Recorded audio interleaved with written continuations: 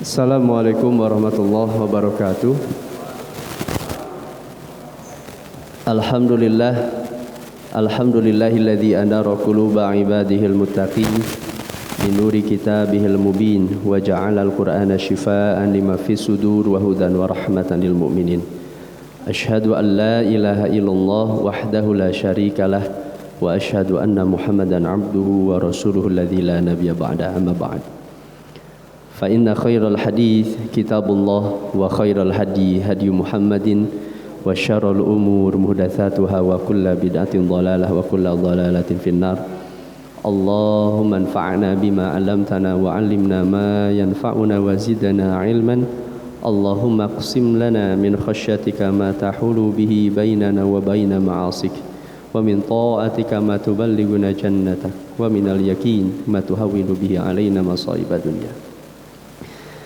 Baik hadirin ikhwah fillah rahimani wa rahimakumullah, jamaah Masjid Baitul Muttaqin yang dimuliakan oleh Allah. Alhamdulillah di malam kali ini Allah perkenankan kembali kita mengkaji kitab Riyadhus Shalihin. Namun sebelum dimulai seperti biasa, alhamdulillah di awal bulan Februari majalah Tafakuh kembali menerbitkan edisi ke-12 hadirin.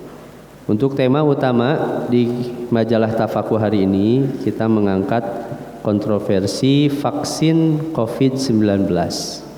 Ini penting sekali bagaimana agama syariat kita memberikan solusi, Pak. Di pandangan secara syariat posisi vaksin. Nah, boleh dan tidaknya, halal dan tidaknya, sudah kami ulas terlebih oleh Dewan Redaksi di dalam majalah Tafakuh dan wawancara eksklusif khusus dengan pimpinan Bio Farma secara langsung.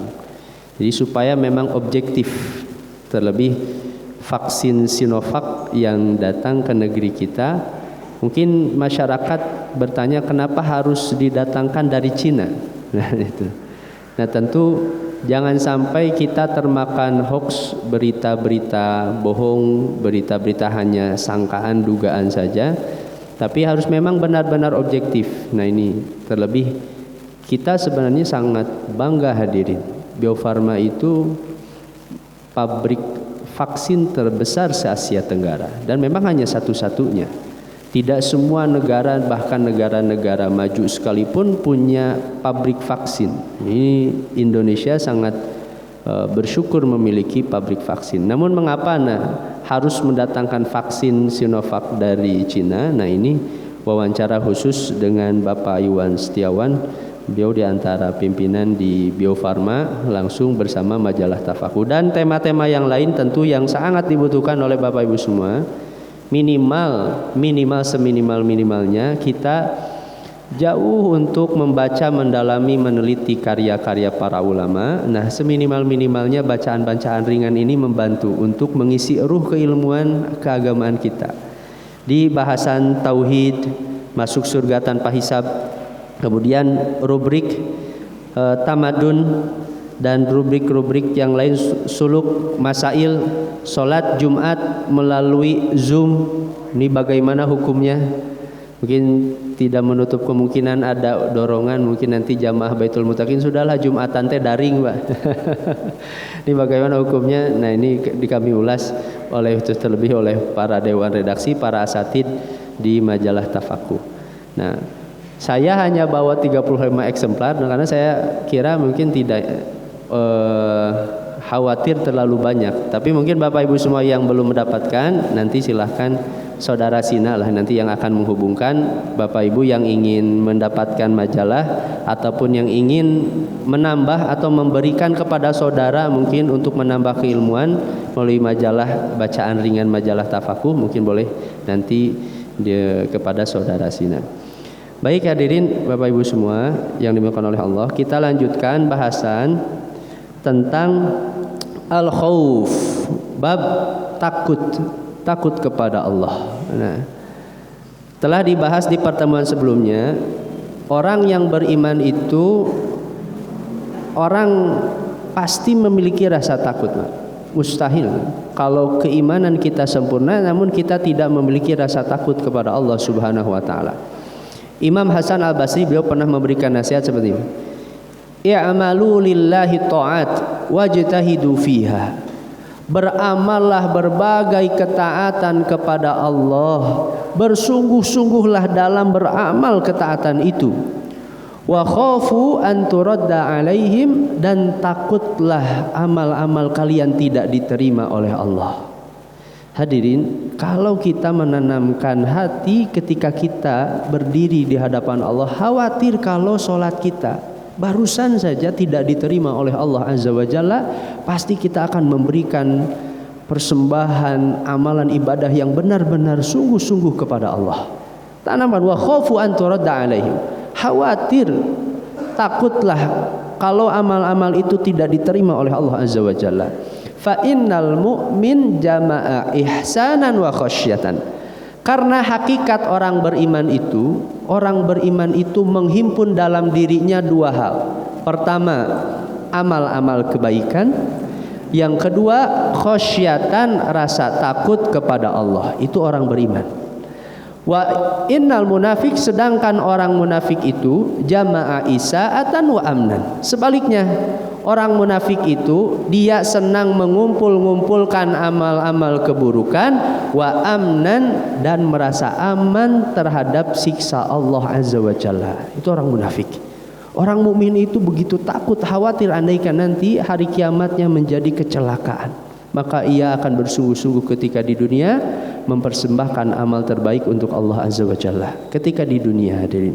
Makanya lihat kita, para sahabat Nabi SAW, begitu hebatnya rasa takut kepada Allah Subhanahu wa taala. Abdurrahman bin Auf, padahal kita kenal, beliau itu kan termasuk 10 sahabat yang dijanjikan oleh Nabi masuk surga, Pak. Tapi begitu hebatnya satu waktu ketika beliau membaca beberapa ayat dalam surat Al-Muzammil, inna ladaina ankala wa jahima, sungguh di sisi kami, kata Allah, ada belenggu-belenggu nanti untuk para ahli neraka, ada siksa api yang menyala-nyala, wa ta'aman dza gussati wa 'adzaban alima, dan kami siapkan makanan yang penuh dengan duri yang tajam, kalau masuk ke dalam kerongkongan tidak bisa keluar dari kerongkongan dan tidak bisa masuk ke dalam perut, wa 'adzaban alima, dan siksa yang teramat pedih. Mendengar ayat itu Abdurrahman bin Auf menangis tidak henti-henti ketika itu. Ketika malam sampai habis makanan santapan makan malamnya, Abdurrahman bin Auf tidak berhenti menangis karena begitu hebatnya rasa takut kepada Allah Azza wa Jalla. Begitu pula para sahabat yang lain. Seorang ulama tabi'in pernah mengatakan, iltaqaitu bi arba'ina sahabian, aku pernah bertemu dengan 40 orang sahabat Nabi SAW. Ma minhum wahidun illa dhanna nafsahu annahu munafik. Tidak ada satu orang pun di antara mereka kecuali mereka semua mengira dirinya itu orang munafik, Bang. Para sahabat Nabi itu semuanya mengira dirinya adalah seorang munafik, termasuk Abu Bakar As-Siddiq, Umar bin Khattab. Banyak para sahabat datang. Umar pernah datang kepada Hudzaifah bin Al-Yamani, wahai Hudzaifah, engkau tahu daftar nama-nama orang munafik, apakah aku termasuk di antara daftar nama orang munafik yang disebutkan oleh Nabi SAW? Padahal kita ketahui bagaimana perjuangannya Umar bin Khattab untuk agama kita, hadir. Tapi Umar begitu khawatir kalau misalnya ada nama Umar di antara daftar nama munafik yang disebutkan oleh Nabi SAW. Min syiddatil khauf minallahi azza wa jalla, karena begitu hebatnya rasa takut kepada Allah Azza wa Jalla, para sahabat itu khawatir kalau dirinya munafik. Hadirin Bapak Ibu semua, sampai kata para ulama, andaikan sahabat Nabi itu mengira dirinya sebagai seorang munafik, Pak. Munafik itu kan, hadirin, dia menyembunyikan keburukan dan menampakkan kebaikan. Itu sederhananya, Pak. Itu orang munafik. Dan terkadang kita sadari, hadirin, kita begitu takut dengan tatapan makhluk, tapi kita tidak takut dengan tatapan Allah. Kita menghiasi amal kita ketika berada di depan makhluk, tapi tidak menghiasi amal kita ketika berada pada tatapan Allah Azza wa Jalla. Para sahabat khawatir dirinya munafik. Mari lihat bahasa Al-Quran. Yastakhfuna minan nas wa la yastakhfuna minallah. Mereka takut di hadapan manusia tapi tidak takut di hadapan Allah Azza wa Jalla. Nah, menghias diri hanya di depan manusia tapi tidak menghias diri dengan amal-amal kebaikan di depan Allah Azza wa Jalla. Para sahabat Nabi SAW saja mendiri sebagai munafik, apalagi kiranya kita, hadirin. Nah, kita, makanya para sahabat banyak yang berdoa melindungi dari kemunafikan. Nah, dan termasuk ciri orang yang keimanannya baik itu adalah diantaranya orang-orang yang memiliki besar rasa takutnya kepada Allah. Di surat Al-Mu'minun ayat 60 sampai 61. Walladzina yu'tuna ma atau wa qulubuhum wajilah, dan orang-orang yang kata Allah mereka telah memberikan apa yang telah mereka berikan sedangkan hati mereka diliputi dengan rasa takut. Aisyah radhiyallahu anha ketika membaca ayat ini bertanya kepada Nabi, hadirin Bapak Ibu semua. Beliau bertanya, "Ya Rasulullah, wahai Rasulullah, ahumul ladzina yashrabuna al-khamra wa yaznuna wa yasrikun?" Apakah mereka ini dalam ayat ini mereka itu takut karena mereka pernah meminum khamar, wahai Nabi? Apakah mereka itu takut karena pernah berzina, wahai Rasulullah? Apakah mereka itu takut karena pernah mencuri, wahai Rasulullah? Apa kata Nabi? La ya bintas Siddiq, bukan wahai putra As-Siddiq, wahai putri Abu Bakar, bukan mereka. Walakinnahumul ladzina yasumuna wa yusalluna wa yatasaddaqun. Kata Nabi, justru mereka itu adalah orang-orang yang rajin melaksanakan saum. Mereka itu adalah orang-orang yang rajin melaksanakan sholat, orang-orang yang rajin bersedekah, wahum yakhafuna alla tuqbala minhum, dan mereka diliputi dengan rasa takut khawatir andaikan sholat, zakat, sedekah mereka tidak diterima oleh Allah Azza wa Jalla. Allah sebutkan sifat kemuliaan orang beriman. Makanya di dalam ayat selanjutnya, nah kemudian Nabi membacakan ulaika yusari'una fil khairat. Mereka itu orang-orang yang bersegera menyambut kebaikan-kebaikan. Lihat hadirin Bapak Ibu semua, terkadang ada orang yang baru tobat, hadirin. Dia menyadari dosa-dosa yang berada di masa lampau, terkadang semangat beribadahnya lebih daripada kita, hadirin. Karena rasa takut, ini keistimewaannya rasa takut. Tanpa rasa takut orang tidak akan terdorong untuk bertobat kepada Allah. Tanpa rasa takut orang tidak terdorong untuk menjalani kehidupannya kembali menempuh jalan akhirat. Tanpa rasa takut kepada Allah Azza wa Jalla. Ini pentingnya rasa takut. Wahum laha sabikun, dan mereka lah kata Allah orang-orang yang terdepan dalam melakukan amal-amal sholih. Nah, kalau kita ingin baik dalam beribadah, kualitas ibadah kita, tanamkan sebaik-baiknya rasa takut kepada Allah Azza wa Jalla di dalam hati kita. Nah makanya, Bapak Ibu semua, ini ayat-ayat yang dicantumkan oleh Imam An-Nawawi Azza wa Jalla. Imam An-Nawawi rahimahullah, beliau mencantumkan ayat-ayat yang memang untuk mendorong supaya benar kita takut kepada Allah. Nah, ayat selanjutnya yang dicantumkan oleh Imam An-Nawawi dalam bab ini surat Abasa ayat ke-34 sampai ke-37. A'udzubillahi minasyaitonirrajim. Yauma yafirrul mar'u min akhi, pada hari ketika orang lari dari saudara-saudaranya.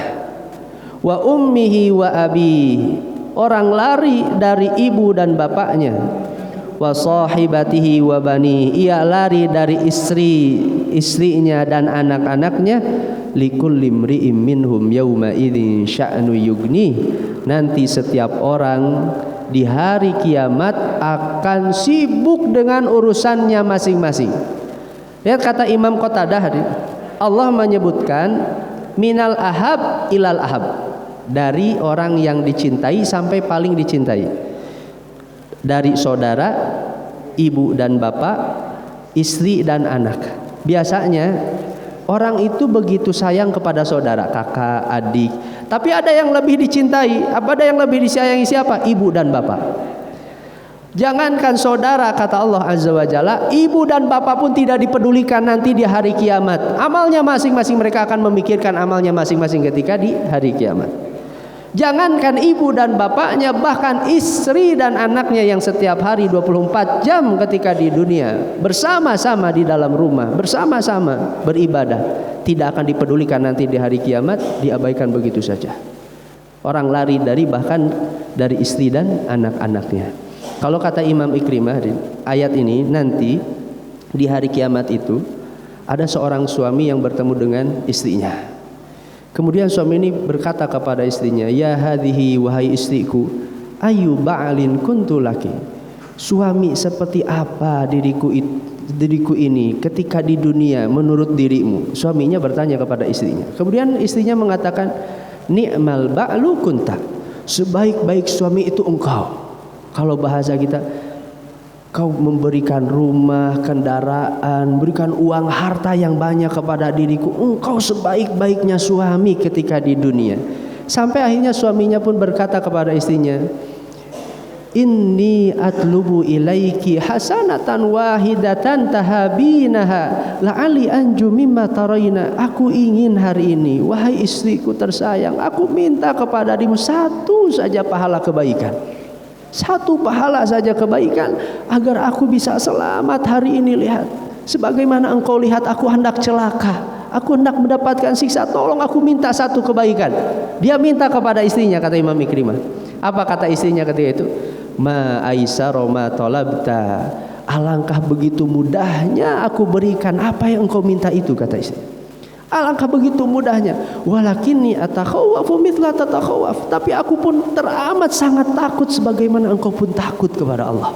Aku pun takut, khawatir andaikan amal-amal ini tidak mencukupi diriku untuk menyelamatkan diri dari panasnya api neraka.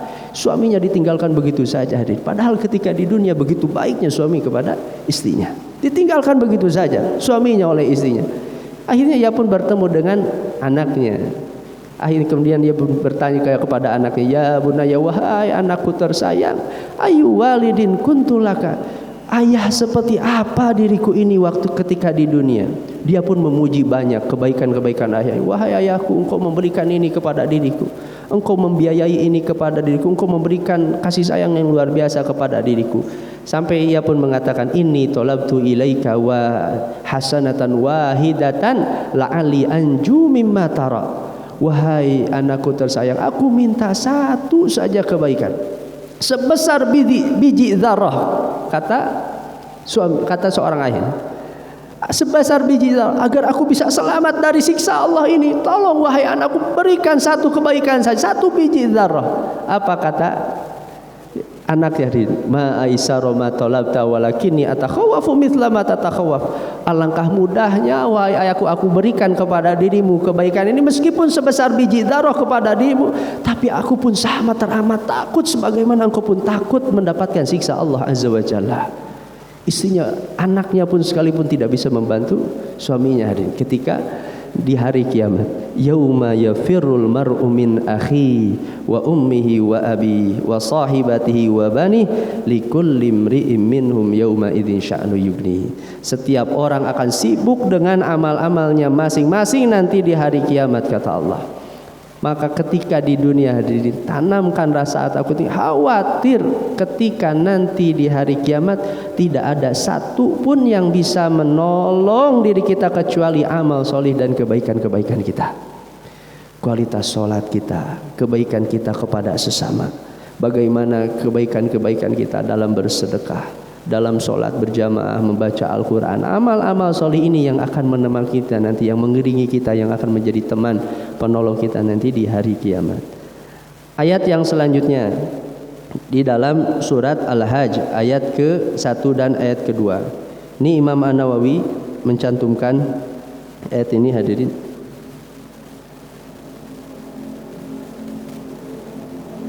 Bismillahirrahmanirrahim.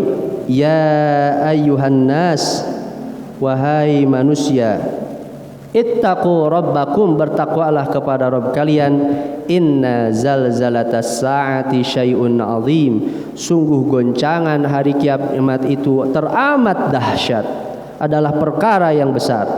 Yauma tarawunaha tadhalu kullu muradi'atin amma arda'at, pada hari kiamat itu kalian akan melihat setiap ibu yang menyusui, maka ia akan mengabaikan apa terhadap susuannya, terhadap anaknya. Wa tada'u kullu dzati hamlin hamlaha, setiap orang yang mengandung akan melahirkan anaknya yang ia kandung. Wa taran nasa sukara, dan kamu akan melihat ketika terjadi hari kiamat itu orang-orang dalam keadaan mabuk, padahal wa ma hum bisukara, mereka tidak dalam keadaan mabuk. Walakinna azaballahi syadid, akan tetapi siksa Allah syadid, teramatlah keras. Ayat-ayat ini para ulama berikhtilaf apakah ayat ini berkaitan dengan terjadinya hari kiamat nanti, kiamat kubro hadirin, ketika rusaknya alam semesta, atau ayat ini berkaitan dengan pengantar hari kiamat. Jadi bukan hari kiamatnya, karena nanti sebelum kiamat besar terjadi ada pengantar-pengantar kiamat terlebih dahulu hadirin, yang dijelaskan oleh Nabi SAW. Nah, kalau Imam Ibnu Katsir, beliau menguatkan ayat ini itu berkaitan dengan pengantar hari kiamat. Jadi bukan hari kiamatnya terjadi, karena Nabi menjelaskan di antara ciri nanti pengantar hari kiamat itu akan terjadi goncangan besar, banyaknya terjadi gempa, dan akhirnya seorang ibu pun mengabaikan anaknya yang sedang menyusui. Kullu murdi'atin, setiap ibu yang menyusui, murdi'ah. Ini secara bahasa Bapak Ibu semua, sebenarnya menyusui itu dalam bahasa Arab itu murdi'in tanpa tak marbutoh pun tidak usah. Karena kan biasanya kalau satu kata ingin disematkan bentuk gender perempuan muannas, itu biasanya menggunakan tak marbutoh. Tapi kalaupun tidak menggunakan tak marbutoh pun tidak apa-apa. Apa bedanya murdi'in dengan murdi'atin? Dalam ayat ini diungkapkan dengan murdi'atin. Perbedaannya, seorang ibu yang menyusui, murdi'in ibu yang menyusui. Tapi kalau murdi'atin ibu yang sedang menyusui, anaknya sedang memang benar-benar sedang menyusui kepada ibunya, itu murdi'ah. Nah, Allah ungkapkan kullu murdi'atin, seorang ibu yang benar-benar sedang menyusui anaknya, berada pada pangkuannya ketika goncangan itu terjadi. Karena begitu dahsyatnya goncangan nanti pengantar terjadi hari kiamat, maka anak itu akan dilemparkan begitu saja tidak teringat. Kasih sayang yang begitu besar seorang ibu kepada anaknya, tapi ketika terjadi nanti pengantar goncangan terjadi hari kiamat, bahkan anaknya dilupakan begitu saja. Begitu hebatnya nanti goncangan nanti di hari kiamat. Dan ini dijelaskan oleh Nabi SAW. Satu waktu Nabi mengatakan, yaqulullahu ta'ala yaumal qiyamah, Allah nanti di hari kiamat akan berfirman, ya Adam, wahai Adam. Kemudian Adam menjawab, labbaika rabbana wa sa'daika, wahai Rabb, aku menyambutmu dengan penuh bahagia wahai Allah. Fayunada bisautin, kemudian akhirnya ia dipanggil dengan suara, innallaha ya'muruka an tukhrija min dzurriyyaka ba'tsan ilan nar. Allah memerintahkanmu wahai Adam untuk mengutus utusan dari neraka. Sampai Adam akhirnya bertanya, ya Rabb, wahai Rabbku, wa ma ba'tsun nar, apa utusan neraka itu? Nah, min kulli alfin tis'umi'atin wa tis'ain, setiap dari 1000 itu ada 999 utusan. Fahina idzin tad'ul hamilu hamlaha, dan ketika itu seorang ibu akan melahirkan anaknya yang sedang dikandung dan akan melemparkan anaknya yang sedang disusui. Nah, ini jadi dalil dari para ulama. Ini pengantar hari kiamat tentang apa? Tentang Ya'juj dan Ma'juj. Nanti sebelum terjadinya hari kiamat kubro, Allah akan utus dari satu orang manusia ada 999 Ya'juj dan Ma'juj yang akan merusak kehidupan di dunia ini. Ya'juj dan Ma'juj. Sampai Nabi menyebutkan nanti gambarannya, tsumma antum finnas, kalian nanti gambarannya kasya'ratil bayda fi thawril aswad, seperti rambut putih pada sapi atau lembu yang berwarna hitam. Itu bandingannya manusia dengan Ya'juj dan Ma'juj. Seperti apa bentuk makhluknya, wallahu a'lam bishawab. Hanya Allah nanti yang hadirin yang tentu lebih maha mengetahui. Kita pun hanya mendengar informasinya dari Nabi SAW, dan Nabi pun mustahil menyampaikan sesuatu informasi tentang masa depan. Masa depan itu kan masalah gaib, kecuali atas bimbingan wahyu Allah Azza wa Jalla. Nah, ayat ini berdasarkan hadis ini Imam Ibnu Katsir beliau berdalil bahwa ayat ini bukan nanti terjadinya hari kiamat. Hari kiamat lebih dahsyat lagi daripada itu. Tapi pengantarnya saja, seorang ibu akan mengabaikan anaknya, dan bahkan seorang yang sedang mengandung akan melahirkan. Nah, karena begitu dahsyatnya siksa api neraka, siksa nanti begitu dahsyatnya nanti hari kiamat. Ayat yang selanjutnya hadirin, surat Ar-Rahman ayat ke-46. Nah, kalau ayat-ayat sebelumnya berkaitan dengan perintah agar kita takut kepada Allah, dan ayat-ayat yang begitu keras siksa dari Allah yang Allah jelaskan. Nah, kalau dua ayat setelahnya ini motivasi balasan yang Allah akan berikan kepada orang yang memiliki sifat khauf, rasa takut. Waliman khafa maqama rabbih jannatan. Bagi orang yang takut kepada kedudukan Rabb-nya, kedudukan Allah. Maqama rabbih itu maksudnya kata para ulama, ketika orang takut khawatir kalau ia celaka nanti berdiri di hadapan Allah. Ketika para malaikat bersaf-saf berbaris, berdiri semua manusia dikumpulkan di padang mahsyar, berdiri di hadapan Allah menunggu keputusan Allah, itu yang dimaksud dengan maqama rabbih.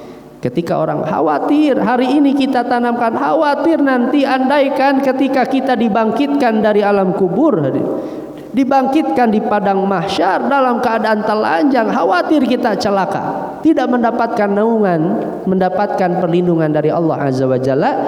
Nah, ketika rasa takut itu dibangun dalam hati kita, apa yang Allah akan berikan? Jannatan, dua surga. Nah, apa yang dimaksud dengan dua surga?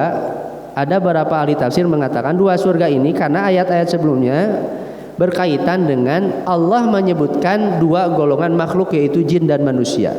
Dua surga ini, satu surga untuk golongan manusia dan satu golongan untuk golongan jin. Dan ini menjadi dalil hadirin bahwa bukan hanya manusia nanti yang masuk surga, termasuk golongan jin.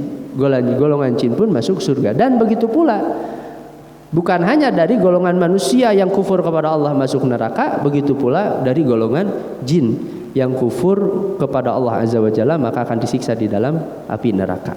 Atau jannatan ini, dua surga ini maknanya, ada yang mengatakan dua surga, satu surga bagi orang yang melakukan ketaatan kepada Allah, dan satu surga bagi orang yang senang meninggalkan kemaksiatan kepada Allah Azza wa Jalla. Bagi orang yang takut kepada Allah, karena rasa takut itu pasti akan melahirkan dua.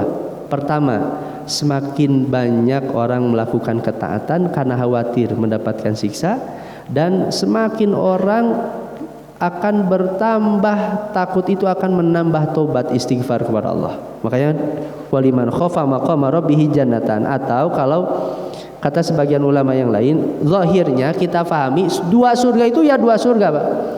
Jadi Bapak Ibu semua, insya Allah ketika nanti Allah masukkan kita ke dalam surga, karena rasa takut yang kita bangun ketika di dunia, maka Allah akan berikan kepada kita dua surga. Andaikan kita bosan di surga ini, kita bisa pindah kepada surga yang lain. Jadi dua surga, itu yang dimaksud dengan dua surga. Bagi orang yang takut kepada Allah, Allah akan berikan dua surga. Andaikan satu surga saja sebanding dengan 10 kekayaan, 10 kali lipat kekayaan dunia, Pak. 10 kali lipatnya. Surga yang paling terendah nanti Allah akan berikan kepada orang yang memiliki sifat khauf dua surga. Satu kekayaan saja, satu surga saja kita miliki. Seperti apa hadirin kekayaan kita, kebanggaan kita, bahagianya selama-lamanya berada di dalam surga karena ketaatan yang kita bangun. Kita banyak bertobat kepada Allah Azza wa Jalla terhadap dosa-dosa, kita berhenti dari maksiat yang pernah kita lakukan. Allah akan berikan 2 surga itu. Andaikan bosan di satu surga, maka kita akan bisa berpindah kepada surga yang lain. Itu tafsiran sebagian para ulama. Waliman khafa maqama rabbih jannatan. Atau di dalam ayat yang terakhir, nah ini Imam An-Nawawi mencantumkan surat At-Tur ayat ke-25 sampai ke-28. Wa aqbala ba'duhum ala ba'di yatasaalun. Sebagian mereka menghadap kepada sebagian yang lain. Maksudnya para penghuni surga. Nanti para penghuni surga saling ngobrol, Pak. Saling bertanya tentang ketaatan apa saja yang mereka lakukan sampai akhirnya mereka bisa masuk surga. Saling bertanya, kira-kira kamu ketika di dunia amal apa yang bisa menyebabkan kamu masuk ke sini? Saling bertanya mereka para penghuni surga itu. Apa jawaban salah seorang di antara mereka? Qalu inna kunna qablu fi ahlina musyfiqin. Dulu kami itu menanamkan rasa takut bersama keluarga kami. Nah ini Pak. Di antara amalan yang akan mengantarkan kita nanti masuk ke dalam surga Allah, ketika kita selalu menanamkan rasa takut di dalam hati. Qalu inna kunna qablu fi ahlina musyfiqin. Kami menanamkan rasa takut bersama keluarga kami. Kami mendorong kepada keluarga kami, anak-anak kami supaya takut terhadap siksa Allah, berhati-hati terhadap maksiat Allah. Hati-hati. Famanallahu alaina wa waqana adzabas samum. Maka kemudian Allah menganugerahkan kepada kami dan memberikan karunia kepada kami, dan Allah menjaga kami dari siksa neraka. Karena rasa takut itu Allah berikan anugerah senang untuk beribadah kepada Allah, senang menambah ketaatan kepada Allah. Kemudian karena rasa takut itu kemudian Allah menjaga diri kami, kata para penghuni surga ini, dari siksa as-samum. Samum dulu pernah dibahas. Samum itu udara, puncak-puncaknya panas udara yang berada di dalam neraka. Di surat Al-Waqiah, wa ashabus shimali ma ashabus shimal fi samumin wa hamim. Di dalam neraka itu udaranya namanya samum, airnya namanya hamim, dan tempat berteduhnya namanya yahmum. Karena 3 hal ini kata para ulama, orang kalau ingin mendinginkan badannya pasti lewat 3 ini: udara, air, tempat berteduh. Tapi sayangnya nanti di dalam neraka ketiga-tiganya dijadikan panas oleh Allah Azza wa Jalla. Airnya hamim, udaranya namanya samum, puncak-puncaknya. Disebut samum itu karena berasal dari kata sam, sesuatu yang masuk ke dalam pori-pori kulit. Itu samum. Jadi siksa karena panasnya udara di dalam neraka sampai terasa masuk ke dalam pori-pori kulit, begitu panasnya udara yang berada di dalam neraka. Tempat berteduhnya hanya yahmum, kepulan asap tebal berwarna hitam hasil pembakaran dari manusia, itu yang disebut dengan yahmum. Allah menjaga kami dari siksa api, dari as-samum, udara yang panas. Inna kunna min qablu nad'u. Sungguh dialah sungguhnya kami dahulu telah menyembah Allah Azza wa Jalla. Min qablu nad'u, kami berdoa kepada Allah. Innahu huwal barur rahim. Sungguh Allah lah dia yang melimpahkan banyak kebaikan, dan Allah ar-rahim, amatlah penyayang. Rahim itu berkaitan dengan kasih sayang nanti di hari kiamat. Itu rahim. Nah, dan itu wujud kasih sayang yang paling terbesar yang akan kita rasakan itu nanti di hari kiamat. Andaikan di dunia kita merasakan begitu besarnya kasih sayang Allah melalui ciptaannya, rezeki yang diberikan hadirin, kenikmatan sehat, makan, minuman, bahkan Allah melindungi kita dari siksa Allah meskipun berapa kali kita berbuat dosa kepada Allah. Berapa kali kita melakukan kesalahan, kelalaian dalam ketaatan kepada Allah. Begitu besar kasih sayang. Dan nanti ada kasih sayang yang lebih besar lagi, rahim, kasih sayang Allah nanti di hari kiamat. Allah siap mengampuni dosa-dosa kita kalau kita mengetuk pintu tobat kepada Allah Azza wa Jalla. Baik hadirin, alhamdulillah. Nah, ini berkaitan dengan ayat-ayat terkait dengan khauf sudah kita bereskan. Kita tinggal masuk beberapa hadis terkait dengan bab khauf. Ini hadis yang pertama di antaranya, ini hadis yang agak panjang hadirin. Namun saya khawatir biarlah minggu depan di pertemuan selanjutnya sajalah. Karena memang hadisnya agak panjang, ini mungkin syarahnya agak panjang, mungkin kita cukupkan, hanya ada beberapa menit lagi Pak, 3 menit masuk waktu Isya. Sebelum ditutup, ada yang ingin disampaikan, ada yang ditanyakan? Mangga Pak Agun.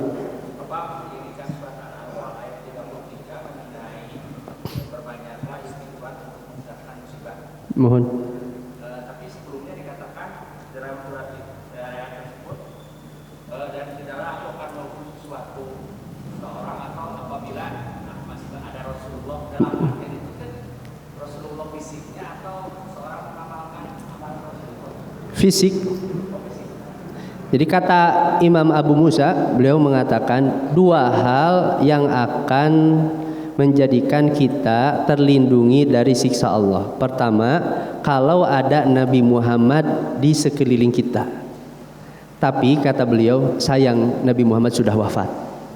Maka cuman 1 hal yang bisa kita lakukan kalau kita ingin terlindungi dari siksa Allah. Apa? Istighfar.